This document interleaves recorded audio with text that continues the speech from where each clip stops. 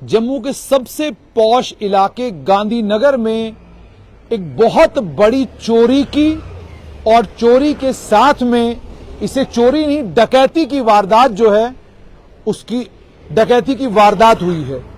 ये जो मेरे पीछे आप घर देख रहे हैं ये जम्मू के प्रसिद्ध बिजनेसमैन राकेश अग्रवाल का घर है।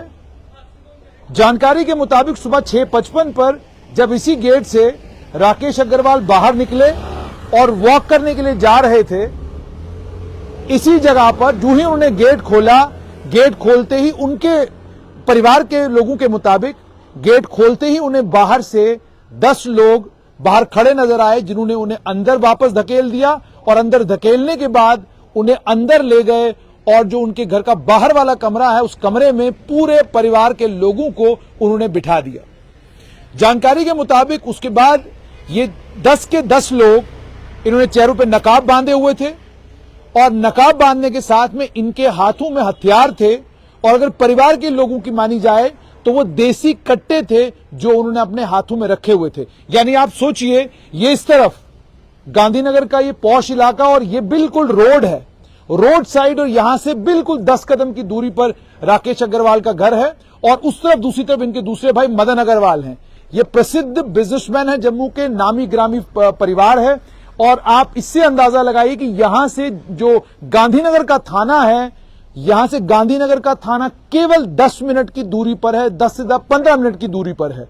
और इस जगह की एक और इंपॉर्टेंस यह है कि इसके साथ में यहां पर पुलिस लाइन है, इसके साथ में यहां पर जम्मू कश्मीर पुलिस का पुलिस हेडक्वार्टर है, मुख्यालय, पुलिस मुख्यालय है और 24 घंटे इसके ऊपर और इसी जगह के दाएं बाएं आपको जम्मू के सारे वीआईपीओ के घर भी मिलेंगे।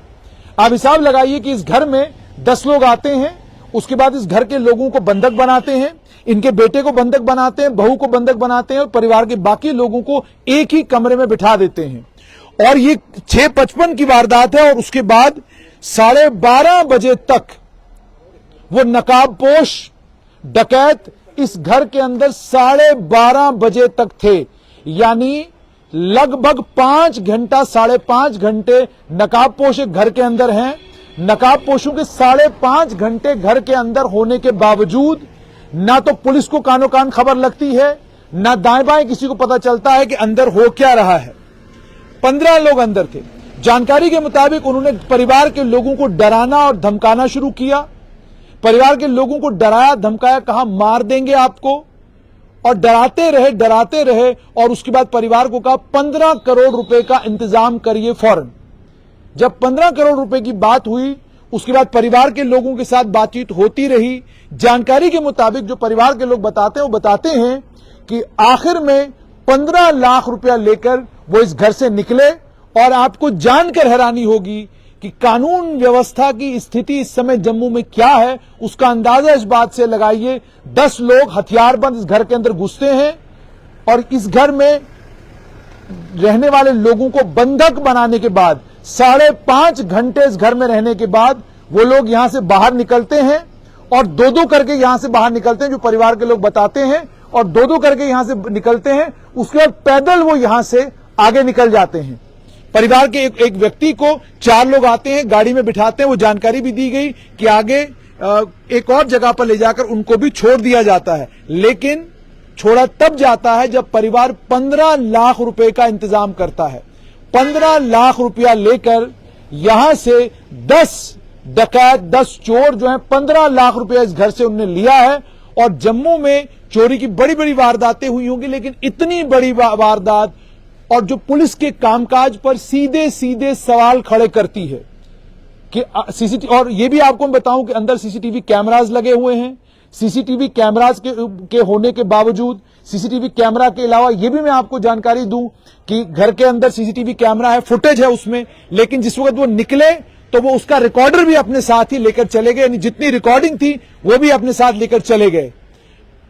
अब आप सोचिए कि आप कितने सुरक्षित हैं, क्या करेंगे आप। इससे पहले चोरी हुई, उस चोरी की वारदात में आपने देखा कि 7 लोग एक दवाई की दुकान के अंदर घुसते हैं और दवाई की दुकान के अंदर से पैसे नकदी भी लेके जाते हैं और दवाइयां भी चोरी करते हैं। और आज गांधीनगर जैसे पॉश इलाके में, वीवीआईपी एरिया में, एक प्रसिद्ध नामचीन और बिजनेस परिवार में 10 लोग अंदर घुसते हैं और अंदर घुसकर वो 10 लोग बंधक बनाते हैं घर के लोगों को। 5.5 घंटे तक वो बंधक रहते हैं, हथियारों के साथ वो अंदर घुसते हैं। सोचिए, हथियार लेकर लोग जो है जम्मू शहर में घूम रहे हैं, हथियार लेकर लोग लोगों के घरों में घुस रहे हैं और डकैती कर रहे हैं। 15 लाख रुपया लेकर वो यहां से गए हैं। पुलिस ने इस मामले का संज्ञान लिया, पुलिस आई है, पड़ताल शुरू कर दी है, आश्वासन दे दिया है जल्द चोर पकड़े जाएंगे। 7 चोर जो जिन चोरों ने तलाबतिल्लों में चोरी की थी उनको लेकर अभी तक कोई जानकारी नहीं मिली। अब एक परिवार के अंदर, और जैसे मैंने आपको कहा कि ये आप देख सकते हैं, ये उनका घर है, साहिब अग्रवाल, राकेश अग्रवाल, साहिब अग्रवाल इनके पुत्र हैं। और उन्होंने ये भी जानकारी दी, उन परिवार के लोगों ने ये भी बताया, हैंडकफ्स वो साथ लाए थे, हथकड़ियां उनके पास थी। अब हथकड़ी एक ऐसी चीज है जो पुलिस के पास अक्सर रहती है। वो हथकड़ी कहां से आई? वो हथकड़ी लेकर अंदर गए और थोड़ी देर के लिए इनके बेटे को हथकड़ी लगाई और हथकड़ी लगा के उनको भी वहीं पर अंदर बिठाए रखा। और पूरा ये सारा प्रकरण 5.5 घंटे चला, 5.5 घंटे चला और सुबह 6:55 पे ये सिलसिला शुरू हुआ और 12:30 तक एक जम्मू का नामचीन और प्रसिद्ध परिवार जो है बंधक बना रहा। और इस सारे टाइम में आप जानते हैं कि जम्मू पुलिस की आज की प्रायोरिटी सुबह से लेकर दोपहर 12-1 बजे तक थी लेफ्टिनेंट गवर्नर मनोज सिन्हा का फंक्शन, जिसमें वो एक पार्किंग का इनॉग्रेशन करने के लिए गए थे। पूरे दिन पुलिस वहां बिजी रही। और आप ये सोचिए कि प्लानिंग किस तरीके से इन डकैतों ने की थी कि उन्हें मालूम था कि पुलिस का आज पूरा दिन जो है वो वीवीआईपी अरेंजमेंट में और वीवीआईपीओ को फैसिलिटेट करने में चला जाएगा। और पीछे से वो डकैत आते हैं और 10 लोग इस घर के अंदर घुसते हैं और परिवार के सभी लोगों को बंधक बनाकर, और कुछ लोगों को हथकड़ी, सबसे बड़ी चीज ये कि हथकड़ी पुलिस के पास होती है लेकिन हथकड़ी इन लोगों के पास थी। अब ये कौन लोग थे? जब परिवार के लोगों से मैंने पूछा कि क्या, जब वो बातचीत कर रहे थे तो क्या समझ में आ रहा था, तो परिवार के लोगों ने बताया कि जब वो बातचीत कर रहे थे तो बातचीत से ऐसा लग रहा था कि कुछ पंजाबी हैं इसमें और उसके अलावा कुछ लोकल हैं इसमें, यानी 10 लोग हैं, इनमें कुछ पंजाबी हैं, कुछ लोकल हैं। ये सारी जानकारी जो है वो परिवार ने दी। पुलिस ने इस मामले में जितना कुछ परिवार से पूछना था वो पूछताछ कर ली है।